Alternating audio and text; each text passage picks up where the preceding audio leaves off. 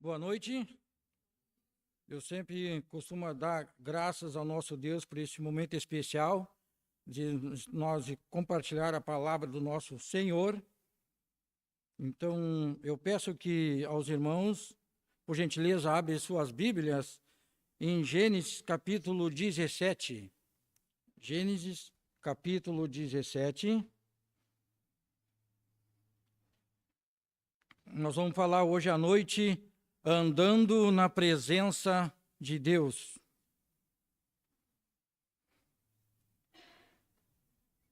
Gênesis capítulo 17, verso 1, diz assim a palavra do Senhor. Quando atingiu Abrão a idade de 99 anos, apareceu-lhe o Senhor e disse-lhe: Eu sou o Deus Todo-Poderoso, anda na minha presença e sê perfeito. Vamos orar? Senhor nosso Deus, amado Pai, nós lhe damos graças pela salvação perfeita e completa do nosso Senhor e Salvador Jesus Cristo, e pela sua palavra. Pedimos sabedoria e entendimento, Senhor, sobre tudo aquilo que nós viemos ouvir decorrer desse tempo, dessa noite. Me ajuda, Senhor, com as palavras, e também, Senhor, ajuda os amados irmãos e aqueles que ouvirão essa mensagem que vem do Senhor, que possa o Senhor fazer a decisão mais importante da sua vida, que é aceitar o nosso Senhor e Salvador Jesus Cristo. Nós lhe damos graças por tudo, é o que lhe pedimos e lhe agradecemos em nome de Jesus. Amém. Então aqui, meus irmãos, é andar na presença de Deus.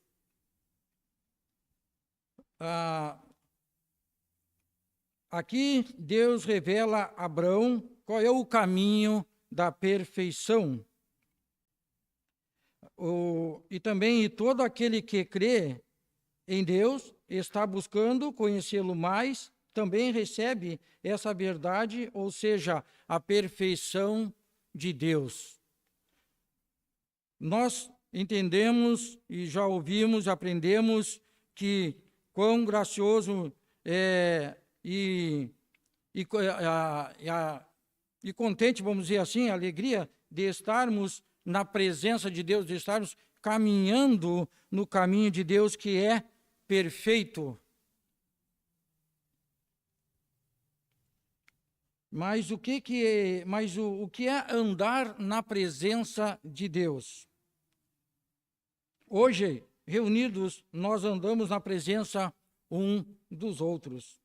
Em nossas casas andamos na presença de nossos familiares. E também, andar na presença de alguém, implica um tipo de comportamento. Não fazemos o que bem entendemos na presença um dos outros, pois nós temos que respeitar o espaço de cada um. Isso é importante, né? Respeitar o espaço de cada um quando você está no meio de um aos outros, né? Com os outros, né? Vamos vai comigo, por favor, em Salmos 139.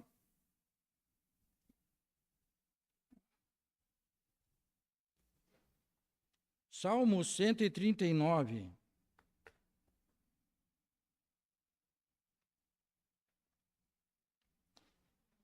Verso 1 ao 12, diz assim a palavra do Senhor. Senhor, tu me sondas e me conheces, sabes quando me assento e quando me levanto, de longe penetras os meus pensamentos, esquadrinhas o meu andar e o meu deitar, e conhece todos os meus caminhos. Ainda a palavra me não chegou à língua, e tu, Senhor, já o conheces toda. Tu me cercas por detrás e por diante, e sobre mim pões a mão. Tal conhecimento é maravilhoso demais para mim, e sobre modo elevado não o posso atingir. Para onde me assentarei do teu espírito? Para onde fugirei da tua face? Se subo aos céus, lá estás. Se faço a minha cama no mais profundo abismo, lá estás também. Se tomo as asas da alvorada e me detenho nos confins dos mares, ainda lá me haverá de guiar, e a tua mão e a tua destra me susterá. Se eu digo as trevas, com efeito me encobrirão, e a luz ao redor de mim se fará noite. Até as próprias trevas não te serão escuras. As trevas e a luz são as mesmas coisas. Aqui nós temos este Salmo de 139, uma oração de Davi. Lendo essa passagem aqui, eu começo a pensar, a refletir, que isso deve estar em nossa mente e coração. Porque do verso 1 ao 6, ele está falando, Davi, ele está vendo a onisciência de Deus. Do verso 7 ao 12, a onipresença de Deus. E do 13 ao 18, a onipotência de Deus. Então, quer dizer o quê? Que ninguém se esconde de Deus. Ninguém consegue fugir de sua presença. Ele está em todo lugar, em toda parte. E muitas vezes nós queremos fazer isso, né? Muitas vezes nós queremos fugir da presença de Deus, se esconder de Deus. E isso realmente reflete o nosso pecado, né? Contra Ele. Vocês não precisam ir lá, irmãos, mas Filipenses 4:6 diz assim, ó: não andeis ansiosos de coisa alguma, nem tudo, porém, sejam conhecidas diante de Deus as vossas petições pela oração e pela súplica com ações de graça. Estar diante de e estar na presença de, ainda andando um caminho.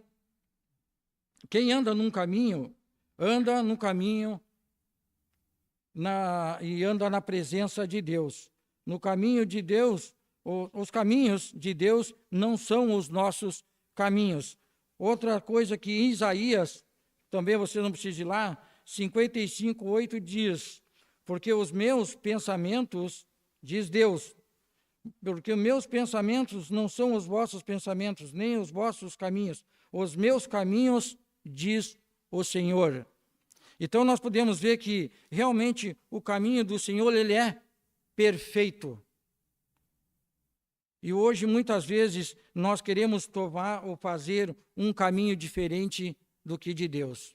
E nós sabemos que vai acontecer. Logo mais eu direi para vocês. Então, Deus, em João 15:1 e 2, diz assim, ó: Deus cuida da videira, que é Jesus. Se estivermos na videira, Deus cuida de nós também, porque estamos ligados a Cristo. O fruto vem para quem está na videira. É na videira que há vida. Então nós entendemos que Cristo é a videira e nele há vida. Eu não posso sair da videira, tentar fazer as coisas movidas pelo meu jeito ou pelas minhas emoções, pelo que eu acho justo, ou como se fosse um galho que pode viver sozinho, ou que fosse algo que eu posso viver sozinho, longe, separado de Deus. Não vai ter vida e não vai ter fruto. Nós entendemos que a videira, como é Cristo, nós temos que estar ligado, conectado em Cristo, para que nós venhamos dar fruto e tenhamos vida abundante, vida que nos leva com os desejos de fazer a vontade de Deus, fazer o que agrada a Deus, servir a Ele. Então, nós devemos estar, irmãos, ligado, conectado nesta videira. Então, pelo o meu caminho olha o que eu disse antes, que eu falei, a questão, porque o meu caminho não é o caminho de Deus. O meu caminho me leva ao quê? Ou os nossos caminhos, longe de Deus, vai nos levar ao quê? A estresse, ao cansaço e até mesmo à morte. E nós já ouvimos muitos, sabemos que tem muitos cristãos que hoje estão pegando esse outro caminho, né? Que estão caminhando longe de Deus, buscando mais as coisas do mundo que as coisas eternas, coisas visíveis quanto as coisas invisíveis. É isso que agrada hoje os nossos jovens, infelizmente, né?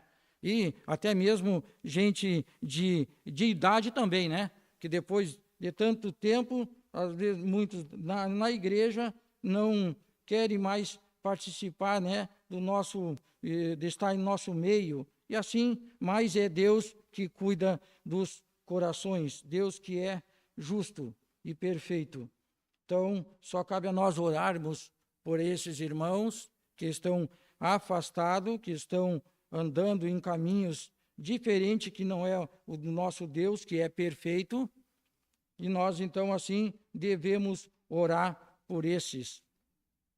E, então, quando você está na videira, nós temos esperança. Quando você está ligado na videira, nós temos esperança. E se Deus nos limpa, nós vamos mais produzir. Se nós pecarmos, Deus nos limpa e nós vamos produzir cada vez mais fruto. Quando se fala assim, quando nós pecarmos e Deus nos limpa, qual é o versículo que vem à mente? Os nossos pecados, Ele é fiel e justo para nos perdoar os pecados e nos purificar de toda a injustiça. Então, nós devemos ter esse versículo também em mente para que nós possamos, assim, falar para as pessoas sobre a questão de pecado e confessar e também e ter de ter arrependimento. Ok, irmãos? Então, assim, vamos lá para... vai comigo lá para Marcos, capítulo 5.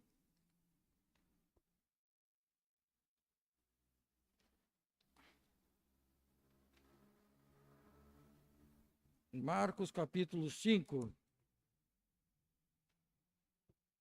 verso 25 a 34.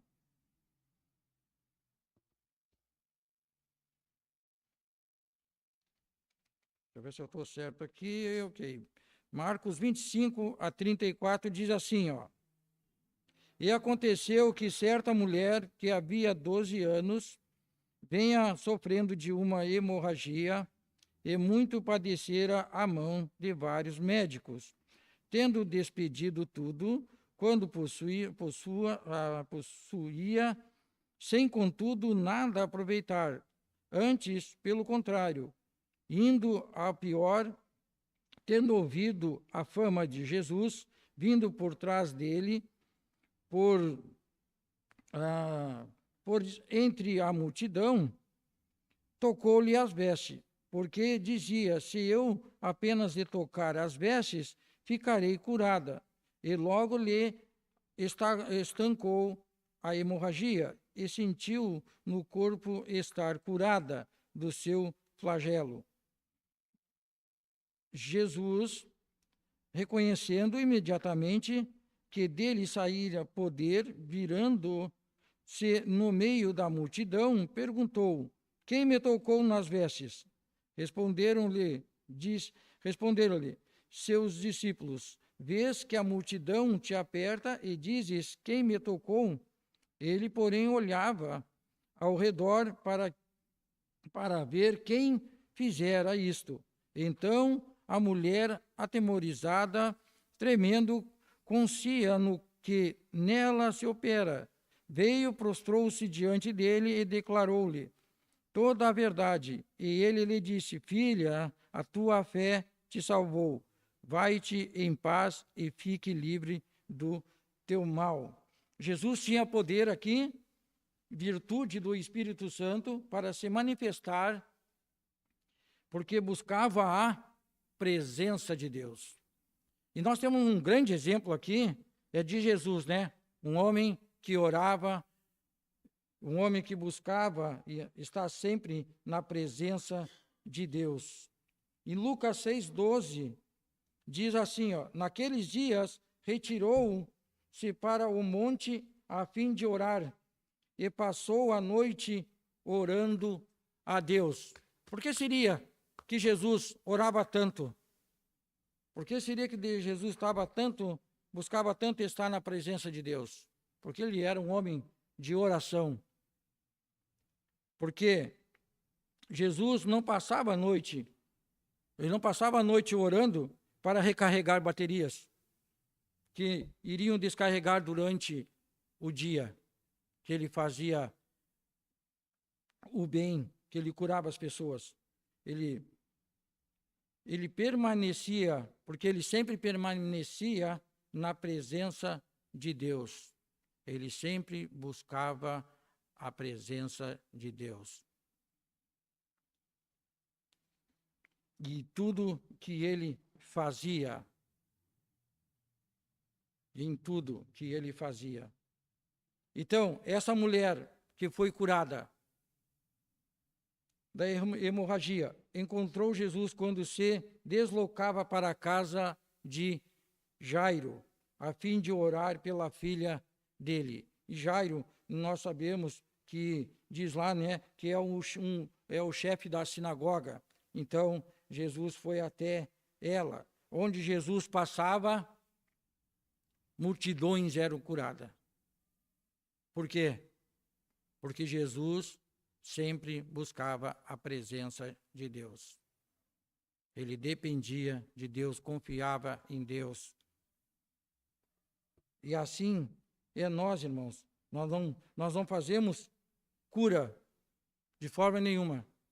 Mas nós podemos e devemos orar que Deus faça a sua vontade sobre a situação daquele irmão, daquela irmã, sobre a mudança de vida, mudança de caminho que deve levar. Então eu devo reservar um tempo de oração para que me oriente dia a dia. Eu preciso crer nisso. A presença de Deus comigo, Ele está sempre em mim e minha vida pertence a Ele. Em todos os lugares onde eu passar, a glória de Deus vai se manifestar, ou deve se manifestar aonde eu passar. Não posso vir pensar somente na igreja mostrar o que eu sou. Lá fora é mais importante, porque é lá fora que as pessoas vão ver Cristo em minha vida, no meu andar, no meu falar, no meu agir. Então, aí é que nós devemos manifestar a glória de Deus.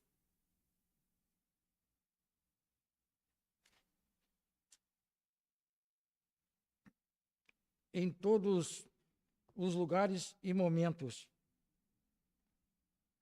Lucas 4, 18 e 19 diz assim: o Espírito do Senhor está sobre mim, pois que me ungiu para evangelizar os pobres, enviou-me a curar os contritos de coração, enviou-me e também, depois no verso 19 diz, a proclamar liberdade aos cativos e restauração da vista aos cegos, e pôr em liberdade os oprimidos, e anunciar o ano aceitável do Senhor.